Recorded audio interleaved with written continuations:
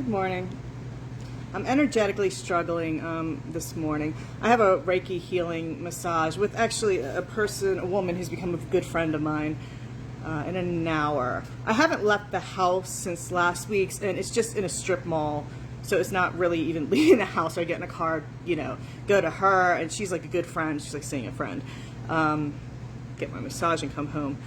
I'm going to try to go to a store today. I become very much become a hermit. So yeah, she's gonna laugh because I put on lipstick. I put on lipstick to go there. And why did I do that? It's just kind of like I'm still part of society. It gets really weird when you're in solitude for a long time, because I've been in solitude for 1.5 years now, and it's been an increasing. And I find it's the only way to spiritually ground. For me, I've figured out a lot about myself, and I've helped many more people through Facebook, social media, and other means in solitude than I could out in the public, because I don't suck up other people's energy. My energy is very contained. I have 2 cats and plants, and I can control their energy through how I treat them. And I have a nephew that I babysit on Mondays that comes over, so I've been very contained. But sometimes I guess I have to jump in my 3D and be like, you're still part of society, and I put on lipstick and actually have a real shirt on. I usually just wear I'll be as sweats on, but I'm like, let me try to look like a normal person, which is silly. It's just, I think I'm struggling with that, like the 3D versus the spiritual self. Where do I fall? And that's actually what I want to talk to, because this keeps coming up. It's my divine feminine, the feminine in me. I struggle with this a lot lately, and it's hard to talk about because it's ironic. It's hard to talk about because men will listen, and it's a part of me that I'm uncomfortable with. Still, so it's hard to talk about. I don't know how I'm going to foray into this, but I'm just going to start talking, and hopefully something will come through me on this. So I'm a straight woman. I've been single for a long time. I struggle with, I had to pull myself from my bootstraps and get clean and make myself, and in the process, I was a bored stay-at-home mom who was smart enough to get through school very easily. So I went to law school kind of just to get out of the house when my kids were toddlers. And then I was stuck in a male-dominated field that didn't fit my personality at all. Like, I'm not... I'm a good lawyer because I'm intuitive and I'm smart, but the personality didn't fit me. But then that kind of society stuck this label on me of kind of like like someone said that to me, like, you're never going to meet the man that you want. You're too masculine. I'm like, what more can I do? I see this a lot in women. I really do. Why do I always cry on these things? Here we go again, Nicole. Just lose viewership just because it's a girl that always cries. I had to survive the best I could, and you fight your way through. And in the process, I ended up in a lot of relationships where I was the man in the relationship, and I was miserable. But then I tagged myself as that, and I kind of lost my divine feminine. And it's very weird. Not weird. I mean, it's a miracle. As soon as I quit practicing law to the day, I got in the kitchen and I've become the most amazing cook, and I've never been happier. And why have I always been so scared to do stuff like this? I kid you not, this is a true story. I've always been a little different. No idea what would have made me do this particular thing, but in 7th grade, we had to take home ec, and I sat out. I said that I refuse to do this. It's sexist. And I've gotten straight A's all my life, my whole life. I've gotten straight A's. I got a few B's in my life, but even through law school, school's very, very easy. And I failed home ec because I refused to participate, because I refused to be a woman. I refused to be a woman in 7th grade. And sometimes I'm in the kitchen and still like I have trouble embracing it. And, something, the biggest gift that's come to me in the last month, I have to say this, is the women that have come in my life that have shown me that I think I equate woman with like needy. And I always feel, I actually talked to a man last night because he needed some help. And I'm good at helping people. And we were talking about his choices in women.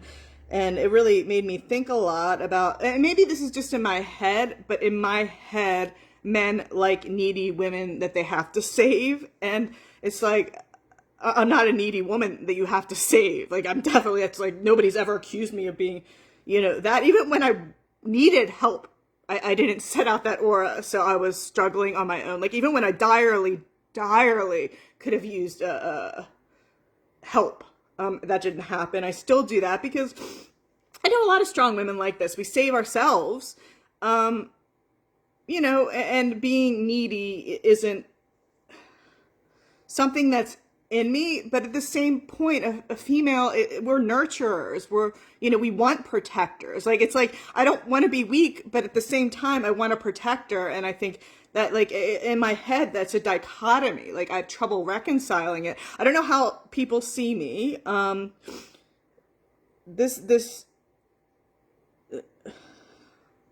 subject's come up a few times in the last year, and I said it again today.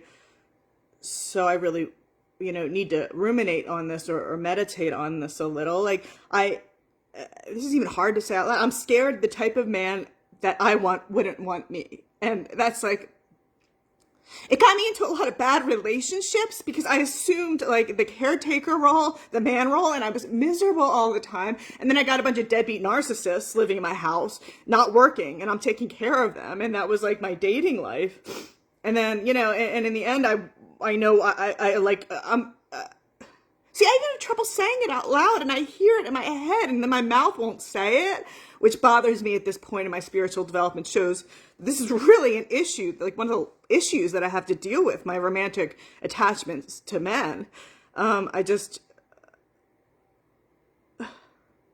that guy said to me a couple of weeks ago, like, I don't understand. He said to me, we were talking about the type of man I wanted, and I'm like, I want a warrior. I want to be a warrior. I want to be a queen, and he'll be a king, and we can fight together, and I, defer to him. I'm a woman, but, that's what I want. And he said, you're too masculine to get a guy like that.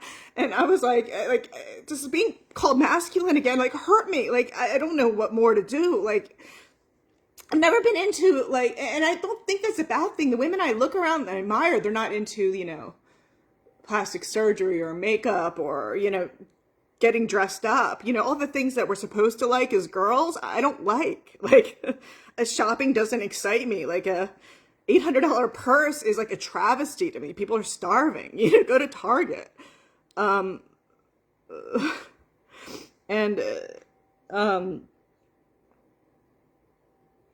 It frustrates me even more because I have a high degree of awareness, a high level of awareness. So I see what's going on around me too, and the mistakes that men are making in the women. And I just want to, and I listen to other women too. I have a few women are watching this right now. I have so many very strong women on my Facebook friends, and I think they're beautiful. They're just beautiful. It's just that they're not that needy doe, like, help me, I need to be saved type of thing. And and maybe this is all in me. I'm totally open for the dialogue about whether this is just in my head or whether society, or that's the desirable trait in women, that, just being helpless or some amount needing rescue. I said to the man I talked to last night, I said, you do know that women who need a rescue put themselves in a position like that. Like, they're the ones that put themselves in, and now you're rescuing them. I get the whole allure of running in and swooping up a woman, but, they probably are always in trouble. They probably always need rescuing because they haven't learned to rescue themselves. So I struggle with that. I struggle with my femininity, which is a really, it's hard to talk about because I feel that like I go out in public and people think I'm very attractive, but when I get close, it feels like I'm not woman enough all the time to me, again, the type of man that I want, the ultra alpha, like a man very similar to me, like another warrior who wants someone in their life to fight with them, not be rescuing them half the time.